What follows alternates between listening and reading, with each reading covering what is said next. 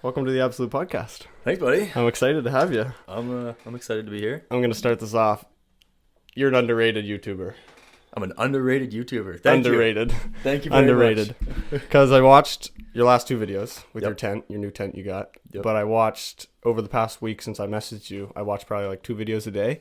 Just in the past, probably your videos in the past 2 years. Just like a handful of them. Yep. Super entertaining.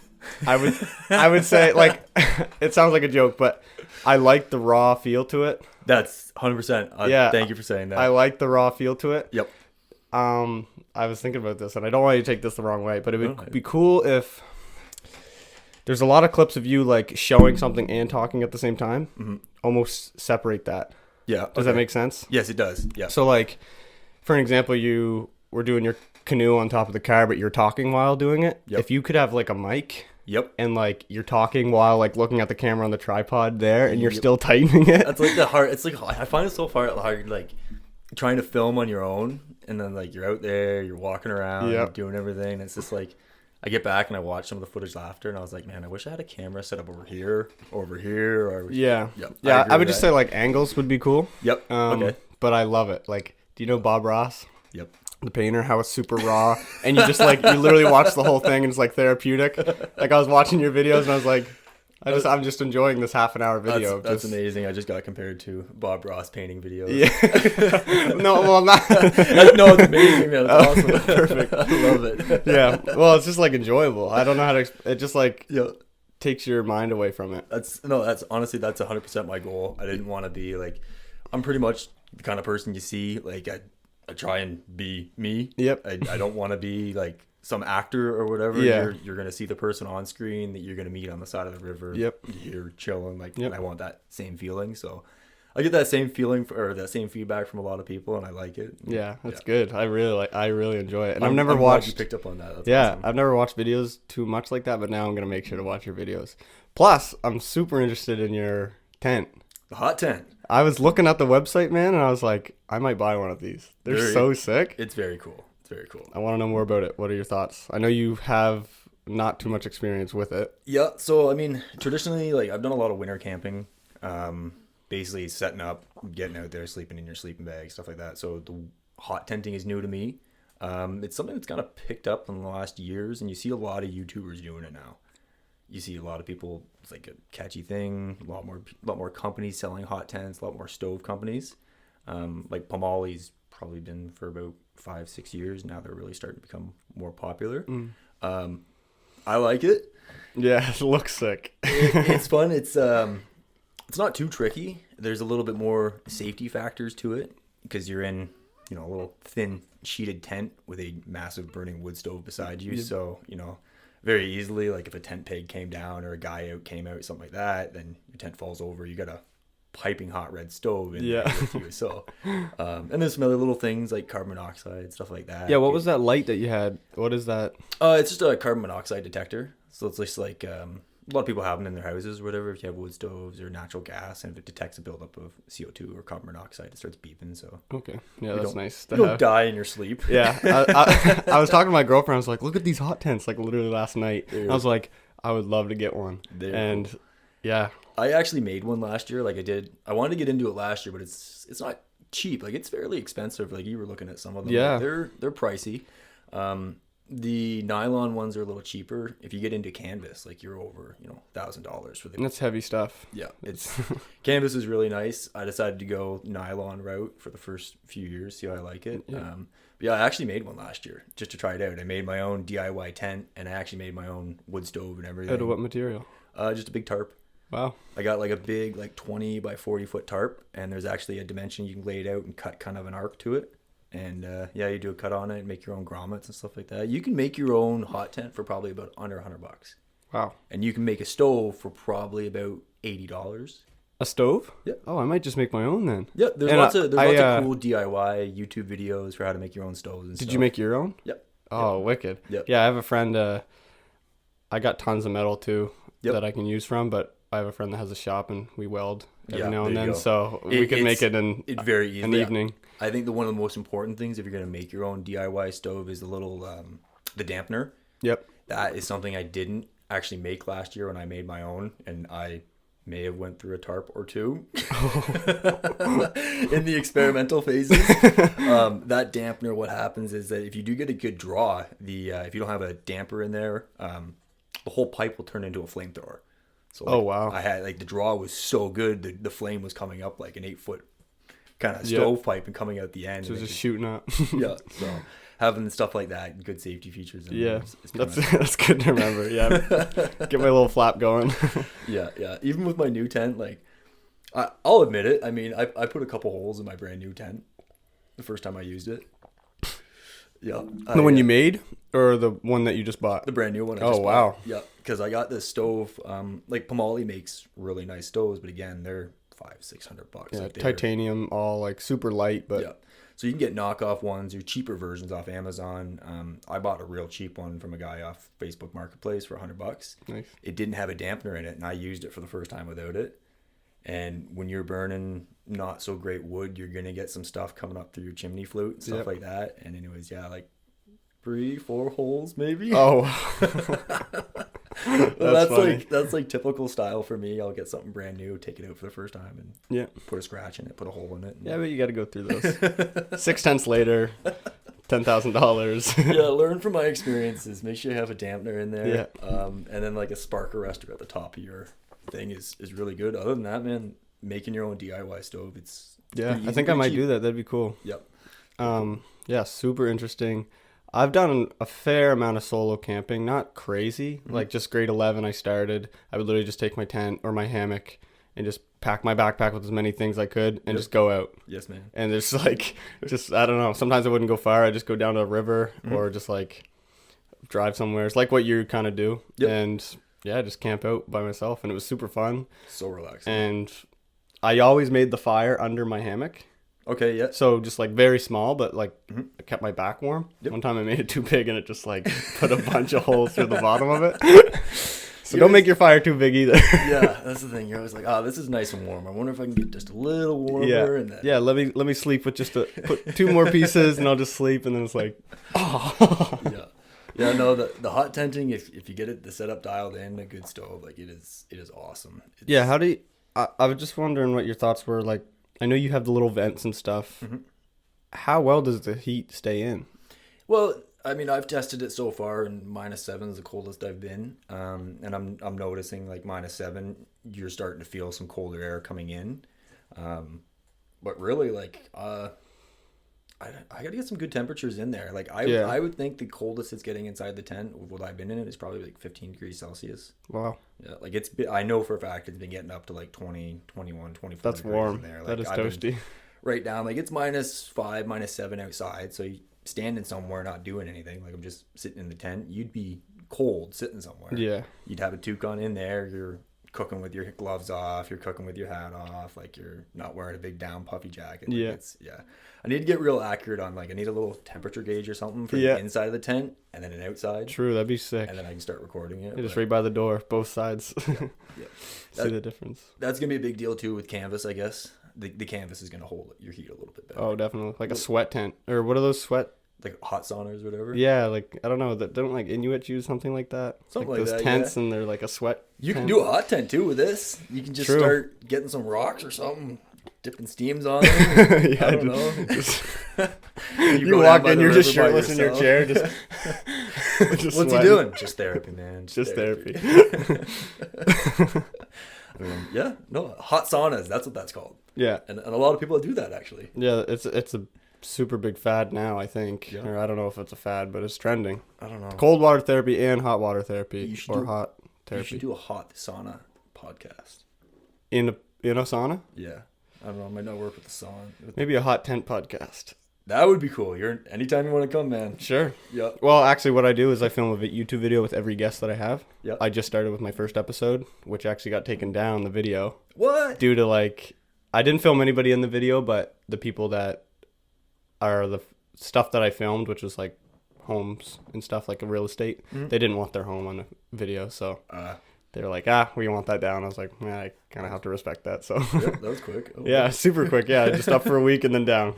Yeah, so but we'll definitely if you're up for it, like film a YouTube video together. And 100%. I'll have a filmer so you don't have to worry about angles. That'd be cool. Yeah, that'd be awesome. Anytime you come with me, just jump in the car, we'll go. Sure. Anywhere. Yeah, it'd be amazing. Yeah, I've been looking into Mount Carlton Provincial Park quite a bit. Yep. Same with Fundy National Park. They're open for winter camping. Wow. So they've got, I think the headquarters area at Fundy National Park is the only area that's open, but they got winter camping spots. So I was going to check that spot out. Mount Carlton I'm really interested in because it's just an area of New Brunswick I haven't spent a lot of time in. Have you been though before? No. Never? No. I've been up to the beautiful. Kedgwick River. So okay. I've been past it. I've never stayed in the park, but I fished up on the Restigouche a little bit. So I've only stayed once with like 4 other boys. Super fun. I wanted to do 2 mountains in one day, but they all wanted to do one. So I was like, oh, great. Like, take as much as I can out of this one day that we have. Yeah, that's fair. Beautiful lakes. Yep. So if you get a chance, I don't think, can you? You can ice fish. You can ice fish? Yeah. So I can't regular. I want to say it would probably be open to regular fishing. Okay. If it's open for ice fishing, it holds white perch, trout, and landlocked salmon. Wow. So I'm really interested. Yeah. So they have winter camping. They have cross country ski trails. And they're groomed. I think they have free cross-country ski equipment even. That's wicked. Yeah. I actually used to do a fair bit of cross-country skiing, so I'm pretty excited for that. Yeah, I have a friend of mine that just got into it last year, and he said it's like way more enjoyable than you'd think. It is. I call it uphill skiing. It's a lot of work. Yeah, it's just all legs. Yeah, it is. It's one of the most cardiovascular sports there is, like as far as burning calories and stuff. Yeah. And don't cross-country skis have like grooves in them? So when you're... Depends on your style. Okay. There's a few different styles of cross-country skiing. There's classic Nordic, which is like a certain style of skiing, and you're in a groove track. Oh, yes. Then there's skate skiing, which is shorter skis, and they're literally just skating kind of thing, and pushing and pulling, and Cool. A couple of different ways. Yeah, Mount Carlton, beautiful. Yep. We camped a night, so we booked like a regular camp, and just like with the public. Okay. Yeah. And the location we had was like trash. So we were just like, no, screw this. So we just took a drive in the middle of the woods somewheres. Yep. And we found this path and we camped there. Yep. And that night, the most beautiful stars I've ever seen in my life. Because you got to think like nice up there. Mount Carlton's in the center. Yep. And then every light pollution is all around the coastal, right? So nothing's getting in. Yeah, there's not a lot of major So it's cities literally up there. just glitter in the sky, and I want to go back. I've only been once, so that's beautiful scenery. And I think we heard 2 moose like calling each other from like one side of the there, like one side of the woods on the other side. And we're like, no way, we're like right in the middle of this right now. Just try calling back. Yeah. They meet. I'm terrible at it. I see moose all the time. Like I call them like the ninjas of the woods. Like, Yeah. I'll be fishing, and it happens to a lot of guys. You'll be like they can make the most amount of noise in the world. And then when they want to be quiet, you'll just be fishing away and look behind you 50, 60 feet. I got video of it, just a big moose and a calf just sitting right there. Yeah, I saw them walking across the river, and you're like, this is what I live for. And I was like, I didn't hear them. I didn't hear nothing. Like, that's crazy. Yeah, so I'll try moose calls all the time. Like, they'll look at me and leave. Like, yeah, they're like, you're an idiot. No. Terrible moose caller. Yeah. Tents. I want to know more about these tents. If you're looking at getting into hot tenting, there's a few things to think about if you want to think of a generic kind of roundabout of it. You need a good sleeping shelter. So your shelter is the first thing. It's obviously your tent. And then you're going to want to think about a good sleeping system.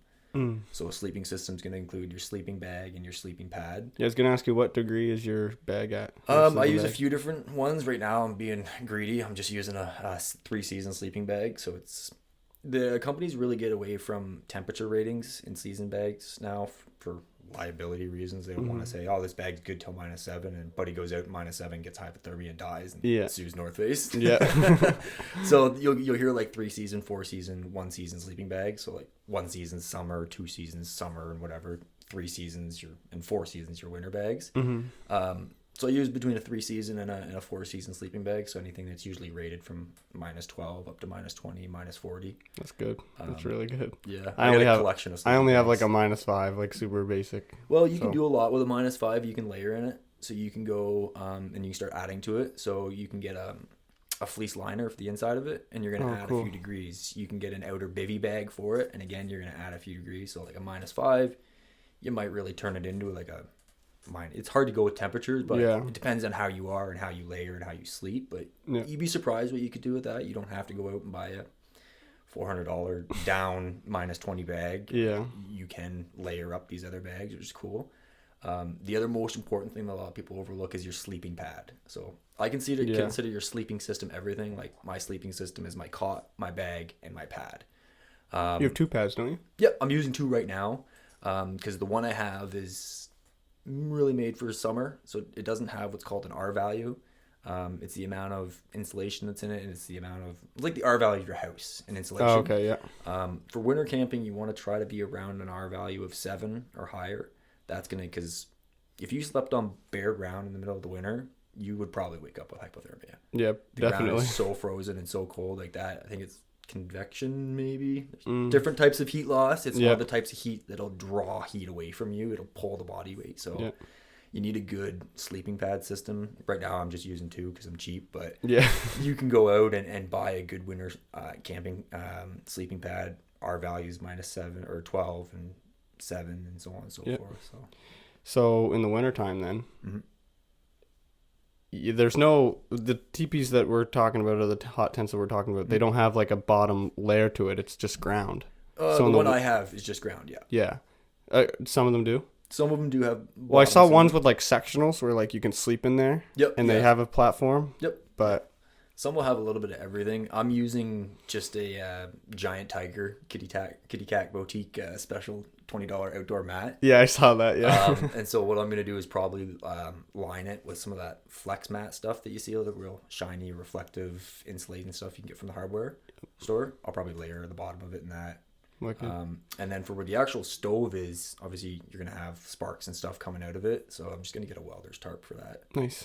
Yeah. Keep that on the ground. Yep. Be all right. I was thinking like it'd be sick if you could get a circle, like you could make a circle mat that kind of goes around the pole. Ooh. A little bit, like has one line through it. Yep. Like almost look at a diameter, I guess, of a chart, and then there's like that line. So you put that line around the pole, and then it sits on the other side, and then the stove sits on the ground right there, and then the rest of it is all mat. You could easily make something like that. It's a cool thing. Like, yeah, no, super easy. Like just Gorilla Tape is your best friend. Like when it comes I use Gorilla Tape all the time. Gorilla Tape and the white hair dryer. You can make so much stuff still for life. It's amazing. It's like, but I used to work with a company called Commercial Tents. Yep. And they have so much material, like vinyl material and like heat, fire resistant material. I've made tons of tents and sections of tent. Oh, that's cool. And put like my own grommets in and like just a million things like that, and welded it and hot welded it, as well as like a hairdryer and Gorilla Tape. Hot tent for a joke. So I could just be like, hey, could I borrow some scrap equipment? And I could make something simple. 100%. Yeah, there's quite a few videos on it. Like it's not too hard to cut one. And they do a couple grommets and they do their own.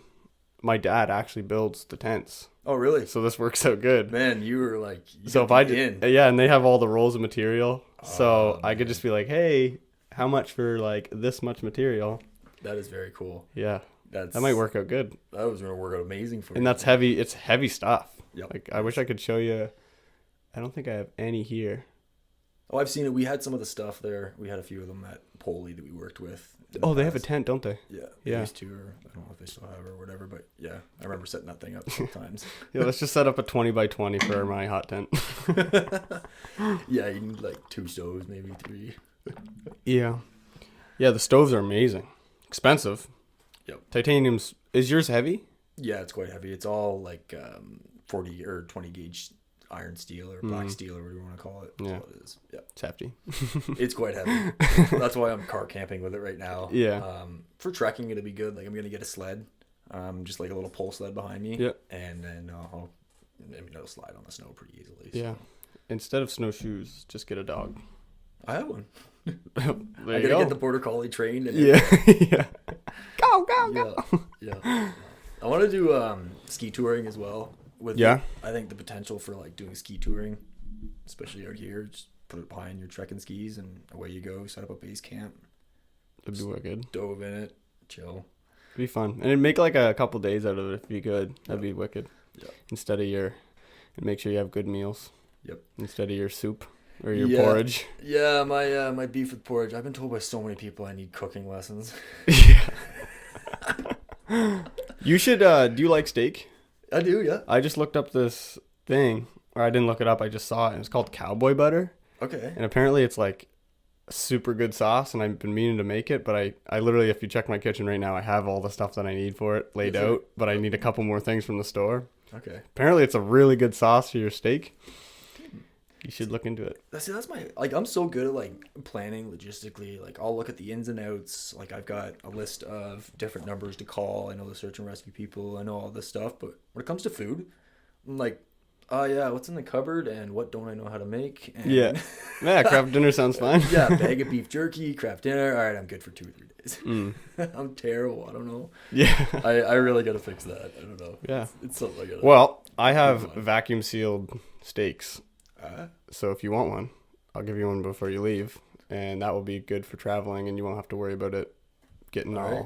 I'll take you on that offer because I'm going out for probably 2 nights this weekend. Yeah, it'll be perfect because you just got to cut it open and it's ready to go. All right. Yeah, I'll make sure to give you one. Okay. Remind me at the end of this episode. We're stepping up the cooking game here. Oh, absolutely. I gotta keep you up to it. I don't know what I'm trying to say. Chef Foyer Schwartz is back. Oh yeah. Anybody that doesn't know Alex, he's a YouTuber, as well as I don't know what else you do. I don't know. Me. Yeah. He goes by FlyFishingBushWacker. Yep. On Instagram. And your inspiration is a guy named Steve Wallace. Steve Wallace is one of my biggest inspirations. Yeah. Hands down. So I looked him up, and yeah, he's cool. He's cool. He's definitely cool. So down to, he's like the uncle you never had. Yep. He's so chill, so relaxed. Won't do endorsements, won't take sponsorships. Wow. Like, turns all this stuff down. Like, imagine all these, Amazon companies and cheaper knockoff companies. He's got over 1 million subscribers on YouTube, and he's just, I'm okay. Well, he's probably making a good enough income for him to just do what he wants. Yep. That's all. He's got a team, and he's doing his thing, and he's very down to earth. He just went through a pretty bad tragedy there, but he's like I've been watching him for 2 or 3 years. Yeah. Do you want to just bring that mic down a little bit? Like, just push it down, yeah. I just want to see your face more. It's like, yeah, so. That's fair. I've been kind of leaning back. Yeah, that's all good. Yeah, him and actually one of my other bigger motivators for YouTube is, have you ever seen Mav? Yes, I have. A friend of mine named John, I think, was telling me about Mav. Yeah, and I looked him up. I never watched any of his videos, I don't think. But so between Mav, Mav was probably one of the first bigger YouTubers that I started watching, and inspired me for a lot of the style content that I do, like the raw style footage and just kind of being yourself. Well, he actually did a collab with Steve Wallace recently. Wow. So it was like a YouTuber's dream for me. I was like always wanting these two to meet up, and they actually, like, all their followers, they always say that on their subscribes and stuff like that. Like, you two should meet up for a camp, and you guys should go do a stealth camp and all this other kind of stuff. And anyways, they've met up, and it was pretty cool. That's so sick. Yeah. And so then you get you 3, and then I know. I know. I'm saying that's what I'm saying. The 3 of us together. You go to do stuff. You're like, actually, I forget everything that I'm supposed to be doing right now. Pretty well. Yeah, that'd be surreal. Yeah, it'd be unreal. I mean, chances of me ever getting to reach out to them, I don't know, but forgot to turn those on. Oh. Try not to look at them too long. They'll hurt your eyes. Yeah, like a bug. I might start walking towards one. Yeah. What else are you into other than doing that? Like, that's your dream, though, right? Like, you just want to be able to get paid to just go out in the woods and... I don't know if it's... I mean, the money's not or... the motivator for me, I guess. I mean, it's a goal for sure. Because it's like, what are you doing with YouTube? Well, you want to monetize. So, I mean, you want to be able to get paid and go out and do these adventures. I'm just having fun with it. To be honest with you, like, that's the main goal. Yeah, like my family, actually, I grew up in Ontario, so all my family's back in Trenton, Ontario. I'm pretty lucky. I got all my grandparents around, all my family and stuff like that. So I honestly just started doing these videos so people back home could see. Nice. So they can just know who you are and know that you're doing all right. Yeah, I'm terrible at texting and communicating sometimes. I mean, if I'm back home, I'm there and whatever. But I started doing these videos, and just so people back home could see it. And then I started getting reached out by a couple people on the river, and some people started showing me spots and saying, hey, this is kind of cool what you're doing. You're promoting Atlantic Salmon, and that's kind of my goal. I mean, obviously, I want to get monetized, pay to do this stuff, but that's really where the goal came from, I guess, is Atlantic Salmon is something that New Brunswick is, and Atlantic Canada is really lucky to have. Yeah. And there's just you see all these cool YouTubers content, you have nobody up on the Miramichi talking about Atlantic Salmon doing like YouTube lifestyle. You don't have much in the Maritimes at all for recognition, I guess. Not too much. It's kind of like other than like Irving. Yeah, I mean, I don't know. Like we have some really good conservation groups. We have a lot actually. Like we have the ASF, the Atlantic Salmon Federation. Are they in Fredericton? They're based out of St. Andrews. Okay. Well, I went to Fredericton and I walked to an Atlantic Salmon conservation thing. Yep. And I walked in. I said, "Hey, I'd love to have you on the podcast." And they've never got back to me, but I can put you in touch with the right people for that. Okay. I'm an Atlantic Salmon member, or a member of the ASF as well as the MSA. Probably just need to get in touch with their marketing dude. Sure. And he's awesome. You probably seen I posted their webinar. I did see that. I didn't watch it, but yeah, it's kind of boring, but it's good information. I mean, it's not boring. It's great stuff. Well, that's what I thoroughly enjoy. Like just learning. What's going on right now is if you talk to anybody in the Atlantic salmon world that fly fishes for them, we've had a lack of attention from the federal government. So it's kind of a tricky thing, but the Atlantic salmon fisheries is managed by the federal government, being Ottawa, Department of Fisheries and Oceans. We have a very active province of New Brunswick. We have a very active, Minister of Natural Resources, Mike Holland. But unfortunately, the province and the local people don't so much have the pull on the federal level. So salmon numbers, and everybody knows this, they're an endangered species, or I can't remember the actual official term of what they are, but they're declining. Their numbers have been declining. They haven't seen good salmon runs on the Miramichi rivers since 2010. DFO in the last 10 years has cut budgets. There used to be like counting fences on the rivers, so we knew how many salmon were coming in. Well, counting fences started getting cut. DFO officers started getting cut, where there used to be 20 officers to cover the river. There's like 6 officers to cover the entire Miramichi. Wow. Yep. So everything has just been slash. Well, now, what's the goal of that? Like them cutting, you don't know? No communication from federal government on. They just keep making changes, and the community is meant to deal with it.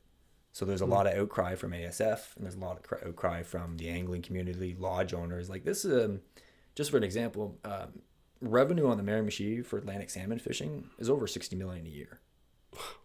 And that's between guides, lodges, cooks, people maintaining it, right? So there's a big industry between the Miramichi and the Restigouche River, which is up Mount Carlton way, just for Atlantic salmon. So anyways, to cut this story, kind of speed it up with the webinar, what's going on is out west with the Pacific salmon, I think I don't want to mess up my dates, but federal government, being Ottawa, gave them $481 million for a new strategy towards conservation for Pacific salmon.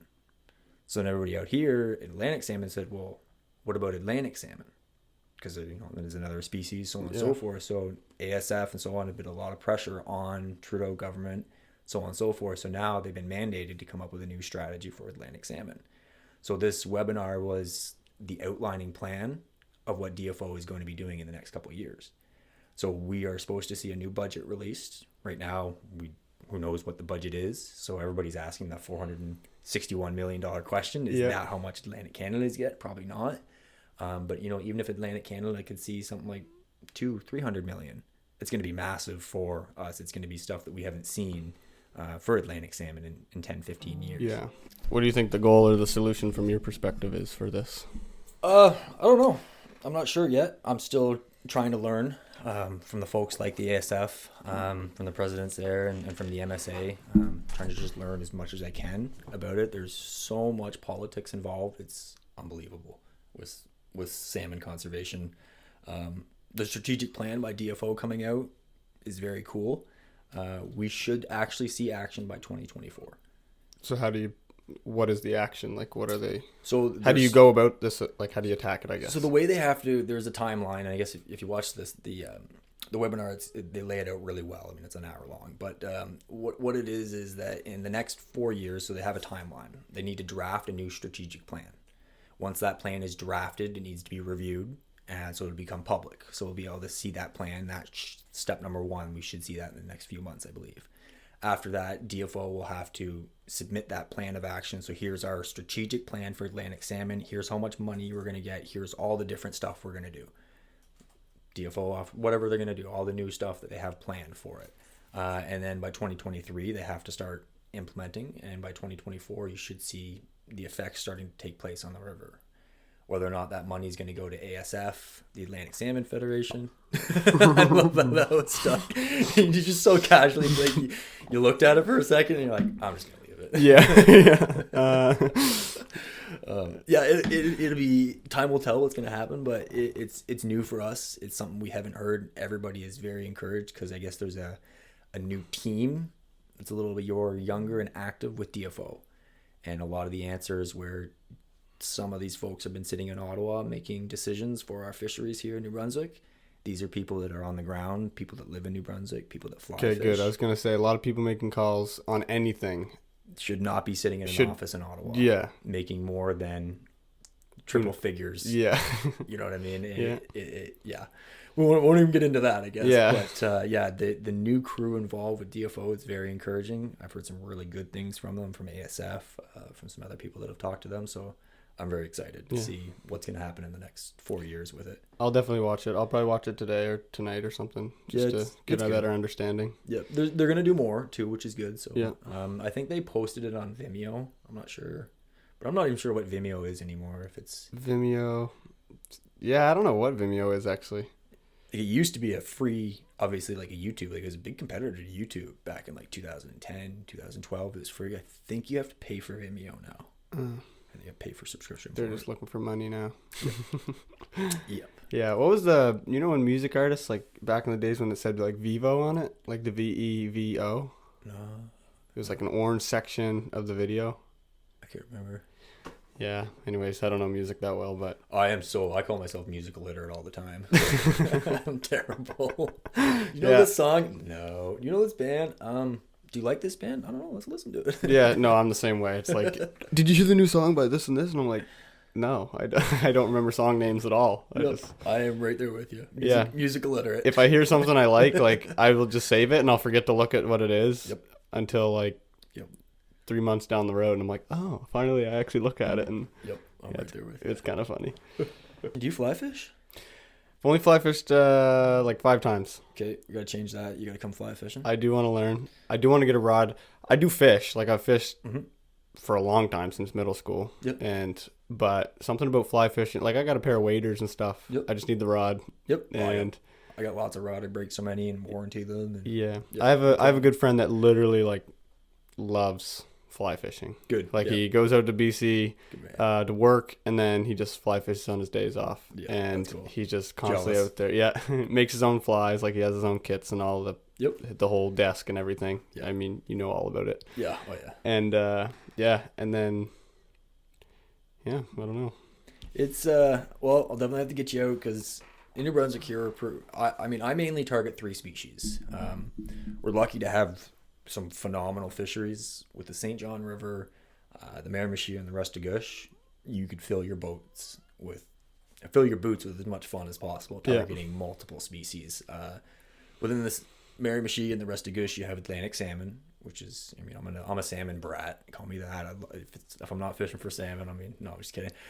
Salmon is my favorite species to fish for. They're such a beautiful fish, man. They're so beautiful. And they call it like it's the tug is the drug with a fly rod. You're just sitting there, you're relaxing, you're just tossing this nice effortless line. Like, everything's so light, right? You're this beautiful cast. Oh, that was good. And then all of a sudden, whoa, bam! Like, when these things hit, like even a grilse, which is like over 24 inches or so, like, when they're fresh out of the ocean, man, they have so much power with them. It's crazy. Like, it's just like this big pull, and then you're just like, whoa! Like, you're waking up, you're on the fish starts taking off, and it starts jumping. And a fly fishing rod, you feel the power more than a regular like bait rod, wouldn't you? Yep. So what happens with a bait rod is you're reeling in like this, and then that fish wants to go take line or run away. Mm-hmm. You can hold the handle in your reel, and the mechanics inside your spin rod, the drag's gonna take off. So you can just sit here and hold it. The fish will run, and then you can reel. Hold it, the fish will run, you can reel it in. That's how you play a fish, tire it out, so you can land it. Fly rods, you can't do that. So you have a fly rod here. Well, when that fish goes to run, and if you hold on to your line's going to snap. You're going to lose the fish. You have to take your hand off the reel, and you have to just hold on to the rod, and you have to let the thing spin and let the fish go. Wow. And then just let it go, and then you put tension on it. You try and steer the fish. Do you grab the line with your hand? You try to... that's one of the worst things you can ever do is try to grab the line when the fish is running. You slice your fingers open. Slice it open, or you probably just lose the fish more likely.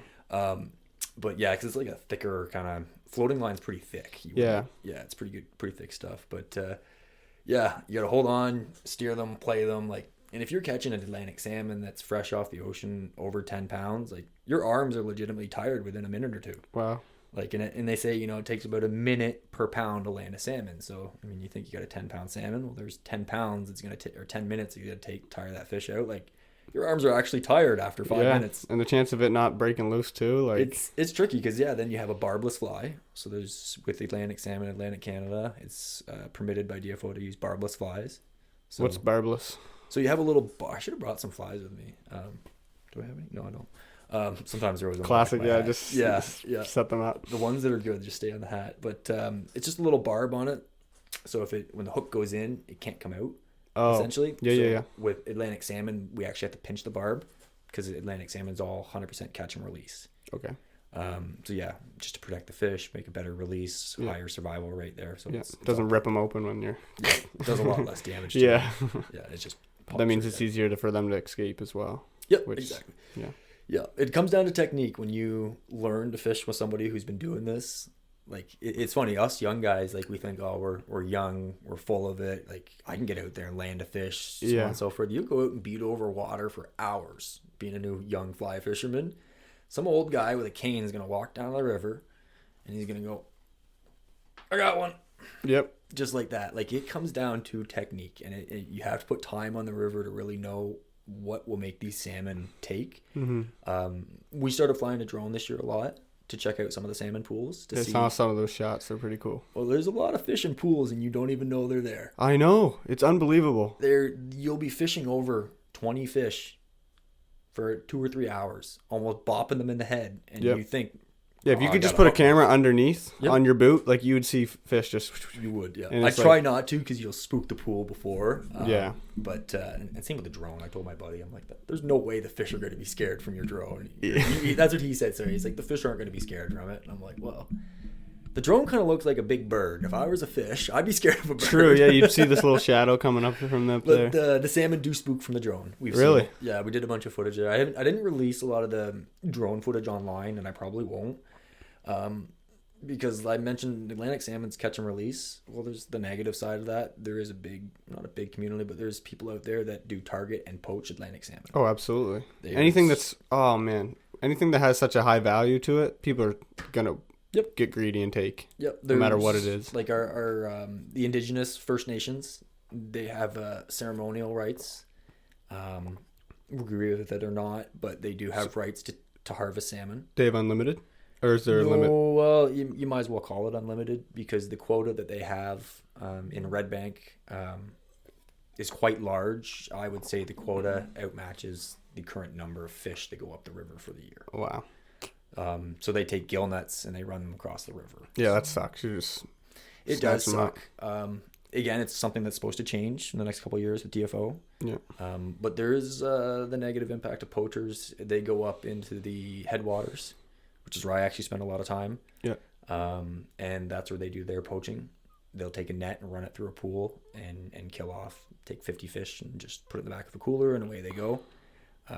Which really sucks because when you get into the science of Atlantic salmon, I won't get too off into it, but it is so cool. They're the furthest migrating species in the world. So any species, they migrate over 3,000 miles up to. So some of our salmon that are born. How far do caribou migrate? I don't know. But they're probably like 2,000. I don't know, bunch probably. I don't know. I don't know. Is caribou salmon? No. Well, no. I thought caribou, or not. Maybe it's not caribou. I might be quoting, but I know Atlantic salmon are one of the longest. Definitely one of them. Oh, absolutely. Because they'll travel from, depending on what the fish is doing, but some of the fish will travel from Miramichi all the way over to Greenland, and then they come back 2 or 3 years later. Wow. Yeah, and some go over to Europe and so on and so There's forth. Many of our fish go to Is there like Norway salmon? There's Atlantic salmon over there. Somebody like the ASF would really be able, like the scientist, the biologist, could really tell you this stuff. But those are salmon that would live in the Norwegian rivers, so they would spawn in the Norwegian rivers. they would go out to the Atlantic Ocean, but they would stay within Norway. Our fish, and some of what they do is our fish spawn, so they actually like they lay their eggs on the Miramichi or the Restigouche, and some of those fish will leave out into the ocean, go to Greenland for 2 or 3 years to just get bigger, fatten up, and then return back to the exact same riverbed where they were hatched as an egg to help respawn. It's crazy they swim all that way. It's insane. Yeah. It's nuts. So it kind of sucks because they swim all that way, and then you get some people up there poaching them. So that's a little heartbreaking on that side of it. But yeah, the ones that actually make it through, like that's and the mortality rate, like, or not the mortality rate, but the survival rate for spawn is crazy. It's very similar to another fish, muskie. I've never heard of a muskie. Muskie's big here in St. John, but or in New Brunswick, it's starting to take off big time. But so if a female salmon lays, I think is it 10,000 eggs, 2 salmon will come back to help with spawn. So from 10,000 eggs, after a lifetime of a salmon to get back to spawning stage, 2 of them will make it back. Insane. Yeah.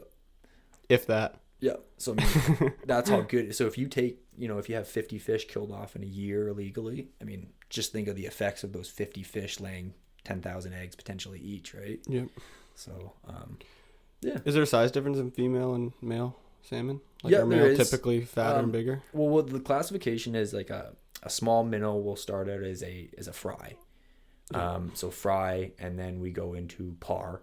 A par will stay in the river system for 2 or 3 years, feeding on bugs, so on and so forth, and then it upgrades to a smolt. A smolt is when it starts to get big enough, and a smolt will actually leave the freshwater system for the first time in its life and go out to the estuaries. Okay. So the smolt will travel from... What are estuaries? Estuaries are like a saltwater mix, like a brackish water area. Okay. It's usually the head of the river where it meets the ocean is usually the estuaries. So the smolts will head out to the estuaries and feed and fatten up and become to the size length of what's called a grilse. Okay. So micro grilse start around 12 inches, and they go right up to 26 inches is considered a grilse, which is like a teenage salmon, juvenile it's a good salmon. Size. Yep. And then anything over 26 inches is considered to be a salmon. Wow. So then you're going to have usually about 8-pound, 10-pound salmon is where that start, and then you have male and female salmon. Sweet. So yeah, it's kind of cool. Can you tell what's the difference to tell for a fish? Oh, you can tell pretty well immediately. On the females, the males are the most distinct to tell from. They have a little hook. It's called a kype. Yeah. You've seen it like almost like an underlip looking thing. Yeah, I always call it like, look at the hook bill on them. But yeah, those are the big gnarly looking big males. Yeah. You see they got like these big massive kype on them. But yeah, the males will have a little bit of a hook on their bill there. But and a female looks more like a basic fish in your mind almost. Yep. Yeah, a little prettier smile on her face. Yeah. Not as ugly with that. Do they have prettier scales? The color. Like, are they like a duck? Well, they're depending on how long the fish has been in the water. Their skin will actually change to cover in natural. So do they adapt to what type of water they're in? They do, yeah. Really? It's really cool. If you look at pictures between Miramichi salmon and Restigouche salmon, they look completely different. And it's because we call the Restigouche the green water. Because the water up there, like I got pictures and it's like blue. Like you can look into a pool up on the Restigouche and look down and actually see fish. On Miramichi, you need polarized glasses because it's got that teal color. So yeah, they adapt. But essentially what happens with Atlantic salmon is they go out to the ocean and they brighten up. So as soon as they're in the salt water, they get this, you call it the silver salmon. They get this beautiful like silver, like just chrome looking. Yep. And then after they've been in the river for a few months, then they start to change color and they start to darken up and they basically just start to take on the colors of the river and the stain in the water. It's pretty wild stuff, eh? So cool. Yeah. So cool. Like they're such an awesome fish to photo too. Like take photos of. Like their colors, their scales, their markings. It's Yeah. Salmon are like me, kind of like a snowflake. They're all unique. Yep. They say every butthole's different too. Yes, they do. That's awesome. Yeah. I definitely want to get more into fly fishing for sure. Like that hot tent. Like I kind of want to do what you do, not to the point where I. That's good. I'm motivating you. Yeah, right. That's what I want to do. Is because I'm 30 years old now. I guess I'm not as young as they look, maybe I'm like, Yeah. I'm 16, I guess, but Yeah, whatever. you do look like 22 or something. I love it, because when I'm like 50 and 60, people are like, "Oh, do you 40?" I'm like, yeah. Yeah, I'm actually going to the nursing home tomorrow. Yeah. So I want to change my diaper. yeah, weird question. I traveled 15 kilometers down the river to see you. I just need you to help me out real quick.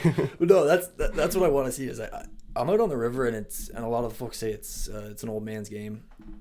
Even if you look at demographics with Stats Canada, hunting and fishing sees the lowest amount of participation rates per year in the outdoor adventure industry. Yeah. So compared to snowboarding, skiing, all the other outdoor adventure activities, hunting and fishing sees a decrease each year in participations. Wow. Now, that being said, in Quebec, due to a certain company called Hook A, yes, fly fishing and catch and release participation rates are through the roof. Really? So what does Hook A? Hook A is they're from Quebec. Yeah, I just figured out who they were, and I was like, I love this. I was like looking through their footage, products and stuff, and unfortunately, I'm not bilingual, so I don't understand a lot of what they say. Mm-hmm. They do half and half sometimes, and sometimes on YouTube they have the subtitles available. Sometimes they don't. But okay, if you're listening, get bilingual. Yeah, yeah. But yeah, no, the phenomenal coverage. They've kind of taken the company, and this is maybe just me in my opinion, but they've taken the company and gone more towards merchandise. Yeah, I saw a lot of product. Like I was going through their shop, and it was just a lot of outdoors. It's like, yeah, just like another Bass Pro Shop. Yeah, which is something I would never be interested in. Like, might make a hat or a T-shirt or something like that, just to have a logo on it. But yeah. They got pretty big, but massive. They've got huge sponsorships now. Yeah. I mean, what they were a couple of years ago. They I guess my point is they brought a lot of participants into the industry. Catch and release for fly fishing, if you look in the stats, and that is actually increasing. So the younger folks like us, it's not that traditional way of fishing. You got to hook in a worm, and it's stinky and smelly. Then you got to clean the fish, gut the fish, eat the fish. Yep. People like this idea watching videos like, okay, oh, let's catch and release. Oh, it's fly fishing. Oh, what are these Atlantic salmon? Oh, okay. So it's like some of the downsides of fishing, I guess some of the yuppies would say. Fly fishing and catch and release gets rid of all those stuff. So it's a lot more appealing to the younger generations. I mean, I'm a huge fan of catch and release. I love it. I've never actually taken home fish just because I'm the same as you. Like I let them be them. Like the catch is so fun. Yep. But it's just like you're still trying to... one species that I do harvest quite often. Is that striped bass? Yes, that would be striped bass. Yeah. Yes. That is a fishery you have to experience too. Like, yeah, I got to get you up in the river to experience. I've never done it. Stuff. Like, we'll make a day or two out of it. 100%. I'd be game. I'll get you addicted to it. Yeah, get me addicted. The Atlantic salmon and the striped bass fishing. Striped bass fishing is insane. Unbelievable. It's very fun. Yeah. I have a lot of friends that go down. There's so many fish in the river. It's insane. I have never had fishing experience like striped bass fishing on the Miramichi in my life. I grew up fishing in Ontario for smallies and biggies, and pike fishing was my favorite thing to do back in Ontario. Mm-hmm. And had some phenomenal fishing experiences back home. Nothing like this. It's just you go out for 3 hours and you'll catch 300 fish. Yeah, insane. Every photo I've seen is just a cooler full of striped bass. I'm like, yep. What? Yeah. DFO is like, oh yeah, there's only a few 100,000. No, there's millions of bass. Oh, definitely. You could never keep track of what's under the water. Ever.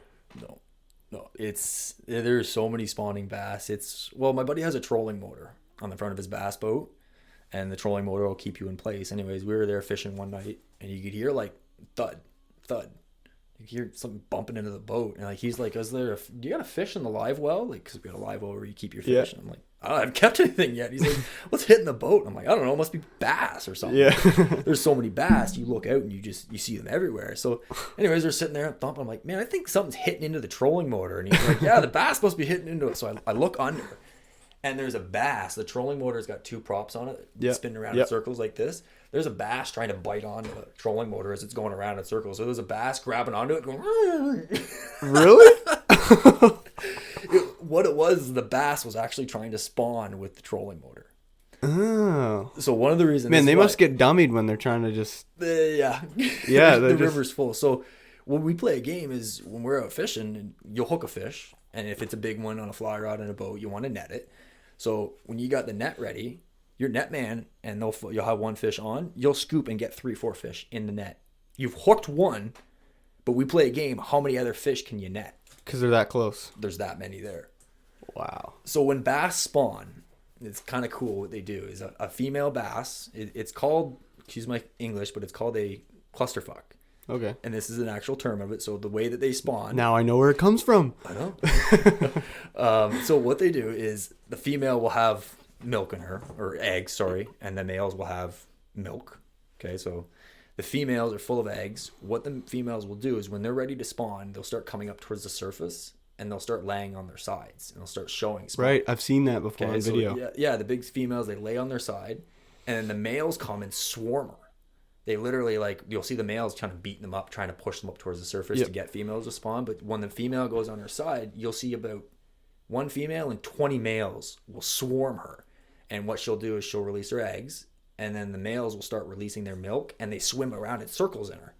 So they're mixed as she's releasing the milk. As she's releasing the eggs, they're mixing with the milk and swimming it around. So it's called a cluster, but it literally looks like the water's boiling. Wow. Around you. There, you'll see a pod of spawning bass here. It's so loud, like you and I talking, it sounds like you're beside Whitewater Rapids. Like, it's seriously that loud. Yeah, like the water is boiling with fish spawning. Wow. So when you hook a fish, so what happens is that fish is coming in and it's playing it. Some of the other males think that the fish that you've hooked on your line is spawning. Mm-hmm. So they all start following that one fish in that you've hooked, and then you go to net it and you end up getting like 4 fish. That's wicked. It's insane. Like, it's just like, I mean, this is cool, but it's also scary. Yeah, seriously. Because remember how I mentioned that those salmon go from a par to a smolt? Mm-hmm. And when they're a smolt, they leave the freshwater system and go to the estuaries. The unfortunate side of things right now in the Miramichi is the timing of those smolt leaving the river is the exact same time the bass are spawning. Mm.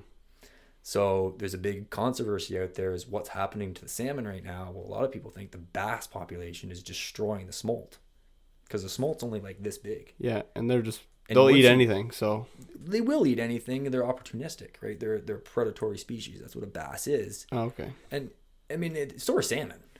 Like, at a certain time of the year, if there's a big 30-pound salmon sitting in the pool in the spring, and there's a little tiny par sitting in there, that salmon will eat that. The bigger fish will eat the smaller fish. Yep. That's nature. How it works. That's how it works. Now, when salmon are working upriver to go migrate and to go spawn, they won't feed.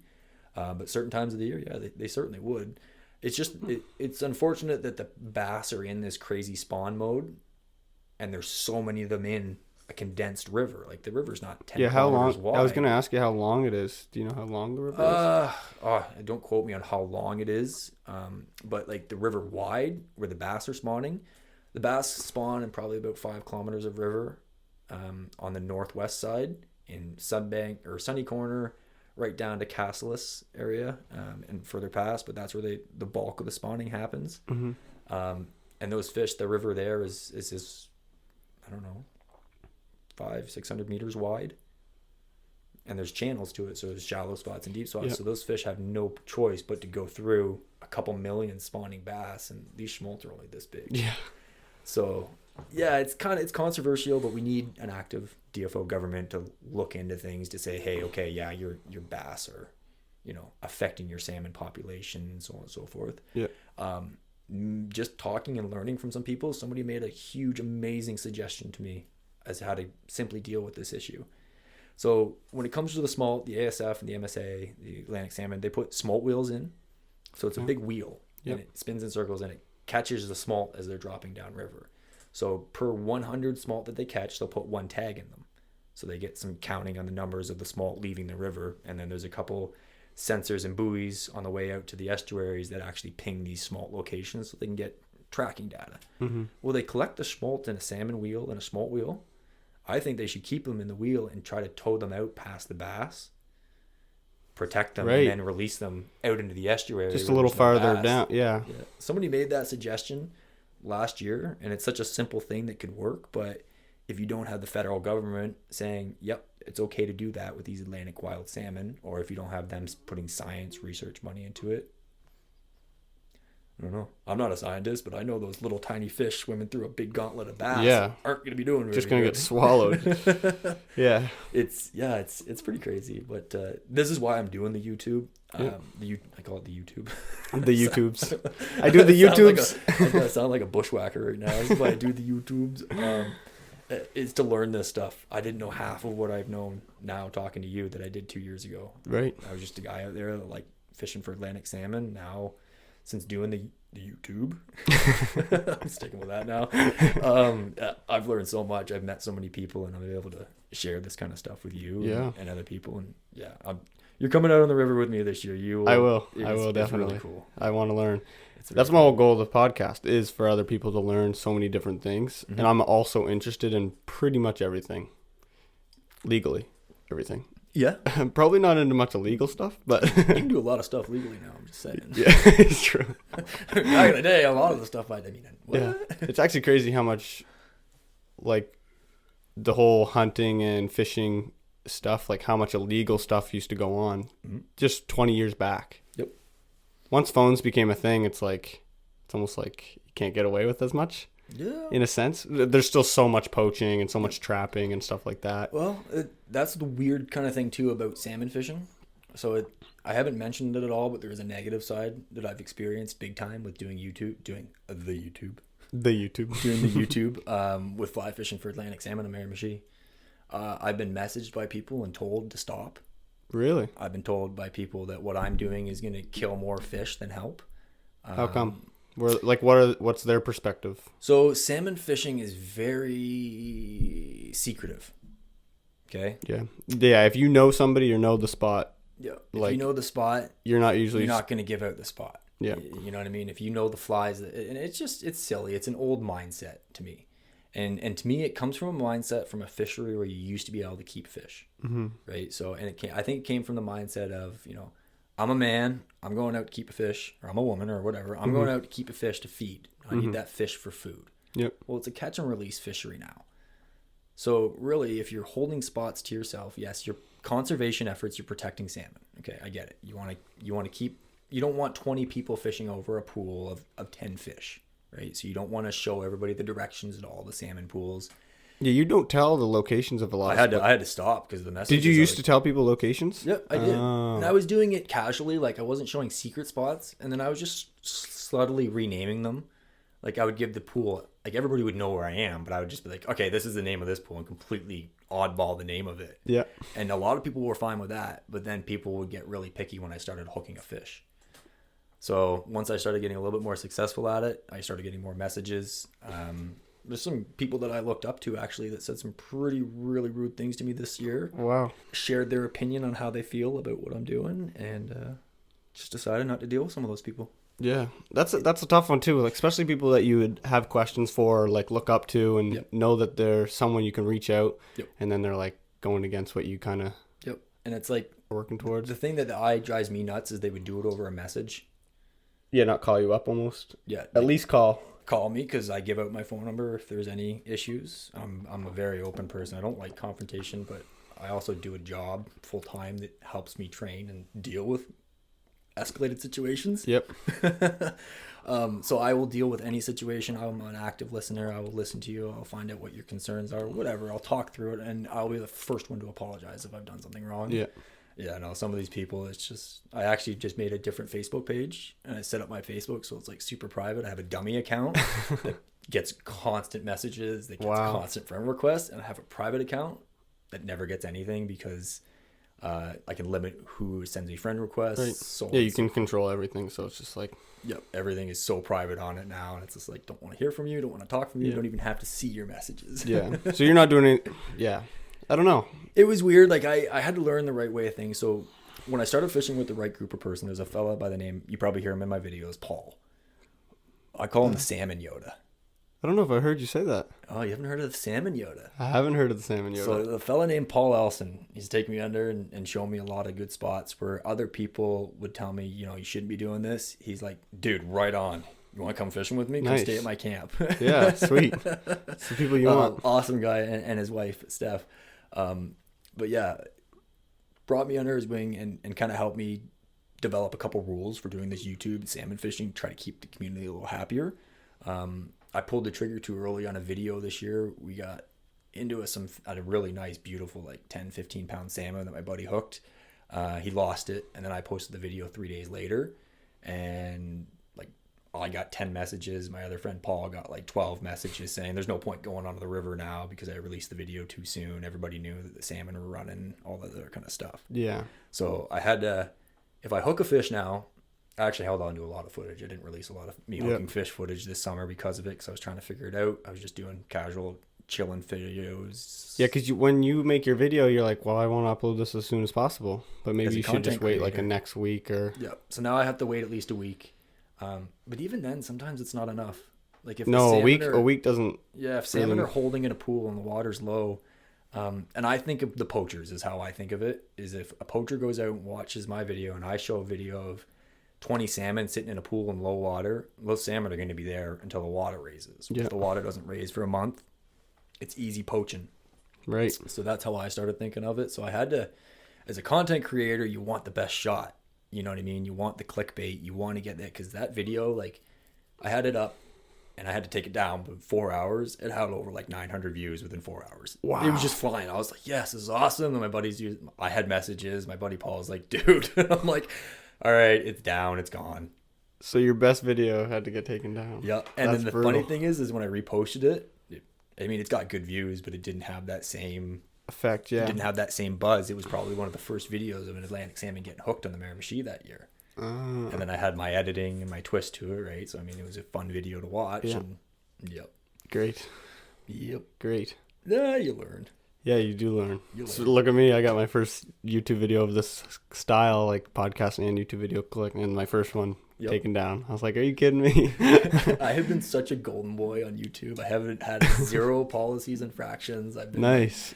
I looked into it quite a bit. Like, I haven't had any like copyright issues or things like that, but and like just not just like any one time, I guess. Yeah. But just somebody like. Well, somebody must have made a complaint then. Like somebody specifically had to report it, I guess. Yeah, well, Sean Campbell, who I had my first podcast episode with, I went out with him for a day. Yeah. Like, this is what a real estate agent does. Like, let's roll with it. Yep. Filmed all the houses, got permission, got video of them saying, hey, it's okay. Yep. Like, it's all on audio. It's all. Yep. I didn't record them, and none of them got put in the video. And they said, yeah. And Sean just said, this is for social media. Mm-hmm. Like, they knew that their house was going to be put on the market. Yep. Not even just a YouTube video, but like on the market of selling houses. Mm-hmm. So I thought it was all good, but pretty weird. Sean called me and he said, hey, I need that down as soon as possible. And I was like, great. And then I took it down on all social medias, and then I left it on one by accident. And Sean calls me again like 3 hours later. He's like, hey, is there like a YouTube Shorts video out? And I was like, oh, great. And I had to take that down. Yeah, so. Oh, it sucks. I felt bad for him because I was like, if anybody's getting targeted, it's him. But I said, if you have an issue, like send them my way. It's not your. Exactly. It's not his doing. It's mine. It was a similar thing with me in the salmon fishing. It was like, but a little different, I guess. Yeah. That's funny. Yeah. So when you're looking for a pool. Yep. How do you find a pool? How do you? You look at a map. You look at a map. Yep. So you just figure out. You check this river out and then probably do your research. Yeah, you do your research. There's always maps.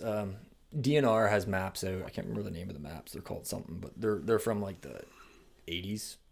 So it shows a lot of the maps back then, and then I've basically made my own maps.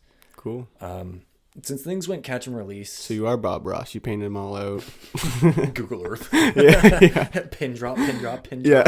Screenshot. Yeah, I don't know if I could Bob Ross that or not. I might be able to. Might be. Hey, that's the next hot tent evening. Just like event. An hour of me pin dropping spots on Google Earth. Yeah. And this. Check out this spot. And this is McGraw Brook. And this is the Earth view. And if you orientate yourself north. Yeah. The cool thing about a river, and it's one of the things that I'm so attracted to, is the river is always changing. So when the river freezes thick full of ice, and when the ice breaks, that ice has so much power to it. It can destroy trees and it can move boulders. Well, that's what the rivers mainly are: small rocks, boulders. So salmon pools, their actual location, like the trail to the salmon pool is going to be there. So you're probably going to know about it. You're probably going to see a trail that goes down to the river, and it used to be a pool. Whether or not that's a good pool anymore is what you have to figure out. So what defines a good salmon pool? Well, a pool with fish in it is a good pool. Yeah. But you want a pool that's deep enough that can hold fish. You know, if there's no pool there, if 1 year it was a nice big deep section and a bunch of ice came through and pushed a sandbar into the pool and the pool filled in, well, it's not really a good pool anymore. Nope. So it's really, there's maps out there and they're just a general guideline, but the river goes the same direction every year, and you know, you start walking along it, and as you start to look at a pocket, you'll know little things about salmon. They're going to have to take a rest behind a rock because they're moving upstream. You got really strong current over here and a nice big rock and a deep spot over here. Well, is the salmon going to go all the way through that fast current? Maybe. Or is there going to be one holding behind the rock? Just hanging out. Yeah, so it's like, it's really cool. It's kind of actually like, compare it to skiing. When you look at a slope and you're kind of picking your line, and you're like, I'm going to go over there, so on and so forth. Like the river and the pools kind of has that same flow to it. Cool. There's like a rock over there. Okay, I really like fishing behind that rock. And then when I get over to that rock, my line's going to work over to this little section, and you're watching the current. It's the exact same thing in my mind. Cool. It's very cool. That's a good comparison. It is, yeah. Because we know the slopes. We do. That helps me know the river. Yes. Same with canoeing, paddling, and whitewater kayaking. When you're running a river, it's just like running down the slopes. Yeah. You got a line, you got hazards in the way. You don't want to ski into the tree. You want to ski beside it and hit the jump. Well, you don't want to hit the rock, but you want to hit the wave beside it. Yeah. You know, give you that push and ride the river. Yeah. Yeah. Super exciting stuff. Yeah. I love it. I love it all. I'm addicted to the river specifically. Something about water and being near it, like everything about it, like looking at it to being in it to. The way I think of it is it's nature's highway. You can have all these, you know what I mean? Like if there was an apocalypse or whatever, I already know where I'm going and what I'm doing. But anyways, if there's an apocalypse, stay tuned for another podcast with Alex Swartman. Like if there's an apocalypse, all the roads grew in, you know what I mean? All power lines, all that stuff went away. The rivers would still be there. Mm-hmm. The highways, that's, you know, the animals use them as their barriers. Christopher Columbus, all those people, everybody used the rivers as the highways. Right. They're always that way. So it's like, when I look at a river, it's like, okay, what's around the next bend? Is there a new pool there? Mm-hmm. Is there a new rock? Like, it is just, I don't know. To me, the river offers so much. Yeah. It's so cool. A friend of mine, we went out to Fun Day and we just saw this random river. And I forget if we saw a bunch of deer or moose along the river, but we just kept traveling and kept walking. Yep. Just kept going. And it was just getting more exciting as we kept going. And it was just I don't know. There's some beautiful coastline to explore. Have you ever hiked the Fun Day footpath? I haven't, but I want to. All right. Well, I mean, I pretty well do it all. Like when it comes down to multi-day tripping, canoeing, camping. Yep. I took a really cool college program, and it gave me a lot of experience doing this stuff. So yeah, you want to do a multi-day hike on the Fun Day footpath? Let me know. Sure. We'll do an episode on it. You will be tortured to death. Yeah, I heard it's not easy. I've done it 4 times. The quickest I've done it is 2 days. Wow. I had a guy on that did it in 12 hours. Yes. He ran it. Yep. Yeah. The only way you can do it in 12 hours. Ultra running it. He ran, and he said that when they were going across, there's a certain part where they had to go across the water, and they had their bags above their head and the water's to their chest, and they had to walk through. Yeah. Probably did it at high tide. Yeah. They had to wait an hour, and at the 45-minute mark, they went across. They were like, we can't wait. Yep. So they go across. This is Thomas Van Steeg, episode 12. Yeah, okay, I think I watched it. Yeah. Episode 12, I think. Yeah. So, anyways, he gets over, and by the time they get over, it takes 15 minutes to get over. As soon as they're putting their stuff back on, he looks back, and it only had 2 feet of water in it, maybe, or a foot of water left. And I was like, yep. So if he waited 15 more minutes, he could have just been easily ran across. But that's crazy how fast the tides would drop there. Insanely. Fastest in the world. So I've done the sneak from was it Goose Creek or Goose River? Goose Creek sounds right. There's 2, because Goose Creek is in the park, and then the other one's at Martin Head. There's a Goose Creek and Goose River. They're the 2 tidal crossings, actually. He's probably it. Anyways, I'm getting confused, but I think it's Goose River. You might be right. From Martin Head.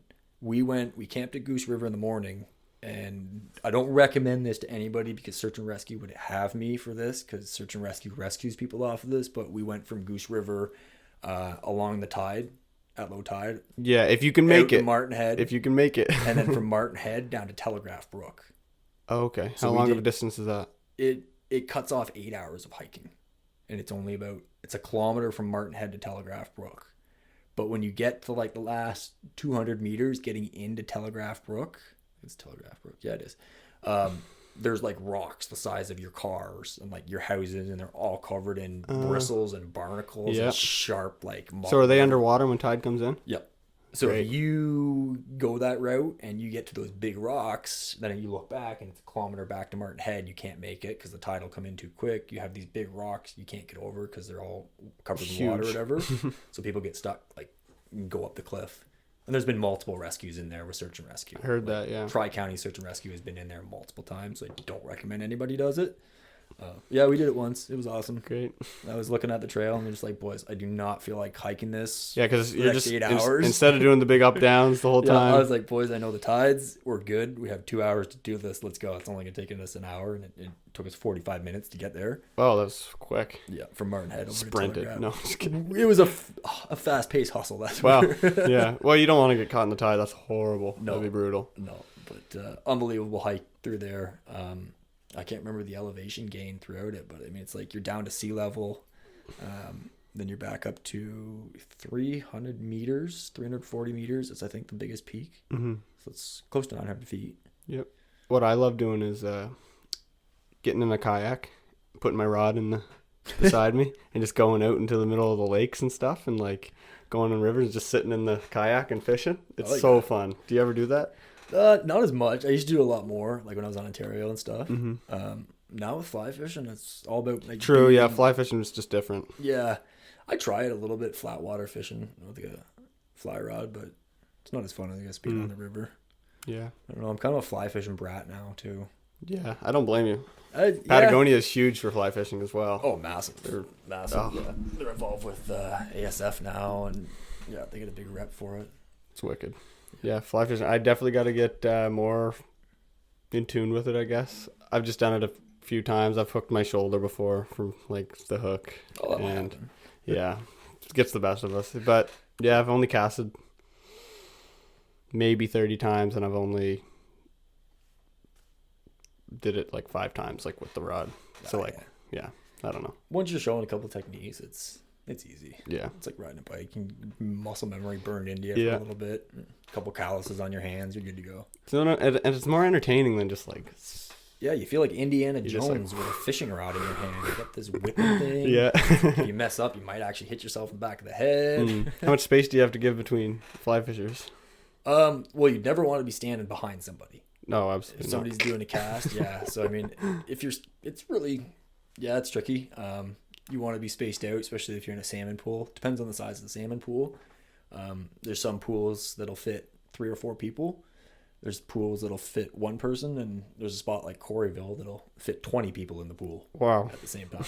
But if you're going to Coreyville, it's like the Coreyville hustle. It's like a whole nother ball game. It's like combat fishing. Against the others? Yep. Coreyville, they call it the world famous Coreyville. So it's a tidal section.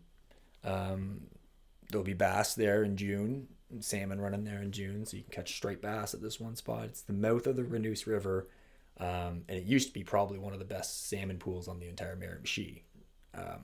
Every single fish that runs through the main southwest channel has to go through Coreyville, so it's just a spot that a lot of people will go. Yeah. And then they get really mad if you catch fish. Some people get mad if you catch fish. Some people get mad if you don't move too quickly. Some people get mad if you stand in the same spot. There's so many things people get mad at. Yeah. Oh, yeah. You're in my spot. Yeah. If you're not moving through the pool, like there's actual salmon etiquette to fishing salmon pools. So like, and it's actually even in like the fishing regulations book, like etiquette to fishing a salmon pool. So it's kind of like mountain safety. There's etiquette on ski hill, same with salmon pool. So for example, a salmon pool, you should always start at the top of it and you rotate through. So you come into the top of the pool, like the pool will start in a certain spot and finish, right? You have the deep sections of those good rocks or whatever. So the best part of the pool will be a certain section. That's where everybody's going to want to focus because that's where the fish get hooked. So you start at the top, you should make a couple casts, and then you should be making a couple steps. So then you make a couple casts, and then you move 2 or 3 feet. You make a couple casts, move 2 or 3 feet, and you should always be rotating.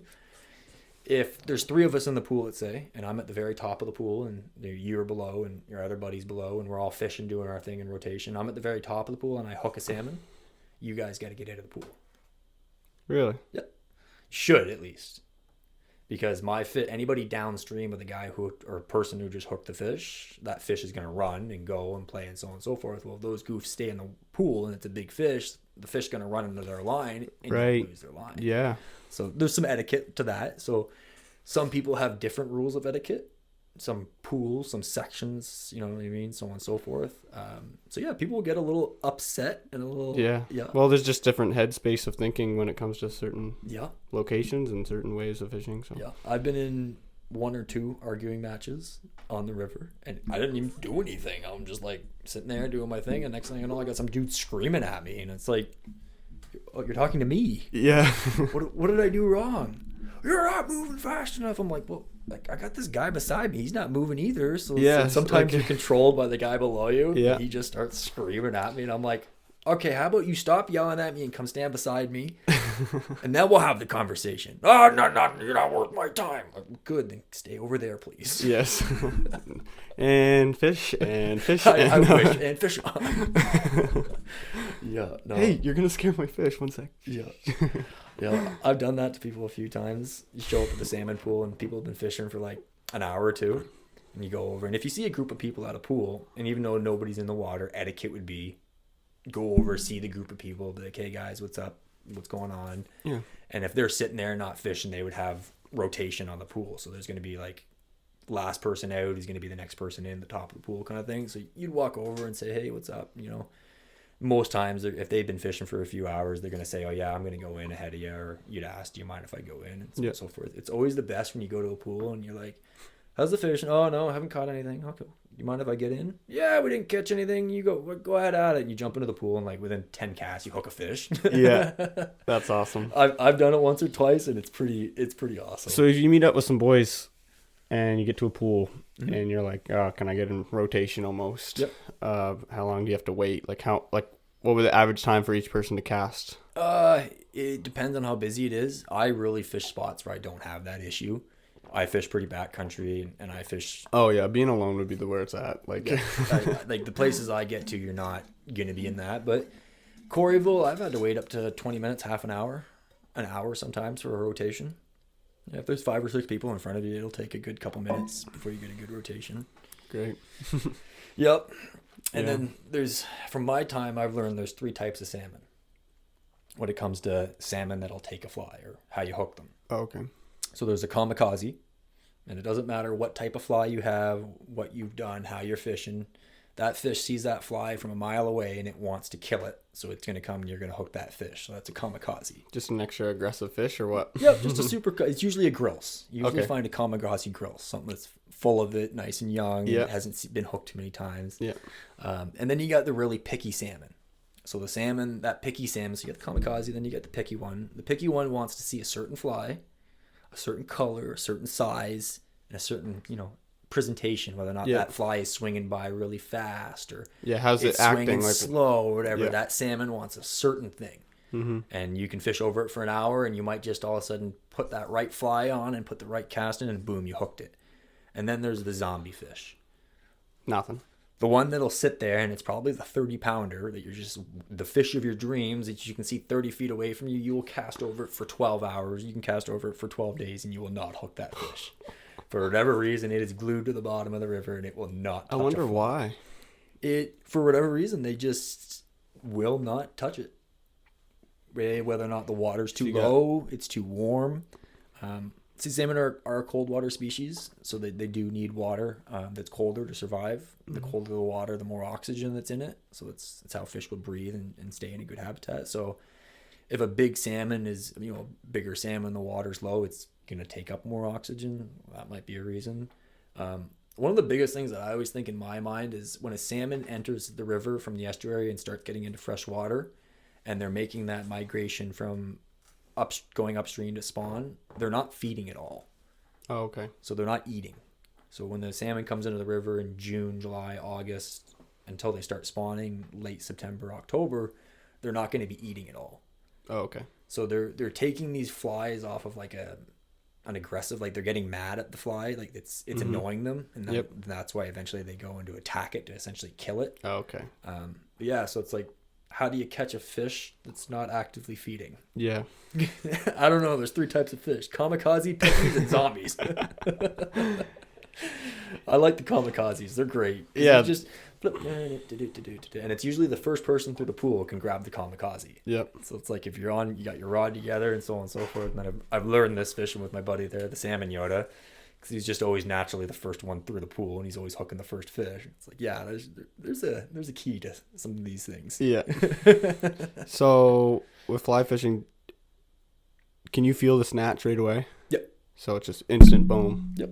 Sometimes it's subtle. I guess it depends on how the fish takes. Other times, like, the really cool thing with a fly line is that everything's there, and as I'm holding my rod and the line's swinging through the current, this finger is kind of just pinching the line a little bit, so you can feel it. Like you can feel like little tiny minnows that are pulling on your line. You'll feel these little taps. Yep. And then all of a sudden you feel a big, like, something like that. Something goes like this, you go like this. Yeah. And then sometimes you get faked out. Yeah, you hook a branch or a rock, and I've played branches before for a good 30 seconds thinking it was a fish. Yep. You're like, yes, come on. Legitimately did that this year for a good minute or 2. Oh, that's brutal. Well, you hook it, and like, it's got weight to it, and then like it's doing stuff, like it feels like you're reeling it in. It's got branches, so they're flapping in the current, so it kind of like it. Yeah, sticks are evil. Yeah, they're just deceiving. Yes, stick fish are very a very good catch. I think we'll come to an end. Is that cool? Yeah, that is good with me. Perfect. Alex Swartman, everybody. You can shout out your socials. FlyFishingBushWacker on YouTube. That's my main thing. I like YouTube and Instagram, I guess, but I mean, they're all there. Yeah. But it's FlyFishingBushWacker on Instagram, Facebook, TikTok, and the YouTube. And the YouTubes. What is it? How do you introduce your videos? Like, hey, turtles, potatoes. Oh, what's up, cats, dogs, turtles, and hippopotamuses. So we're going to sign out with that. See you later, turtles, cats, dogs, and hippopotamuses. All right. Fly fishing bushwhacker, everybody. Alex Swartzman. Thank you very much. Thank you very much for having me, man. Appreciate it. It was awesome.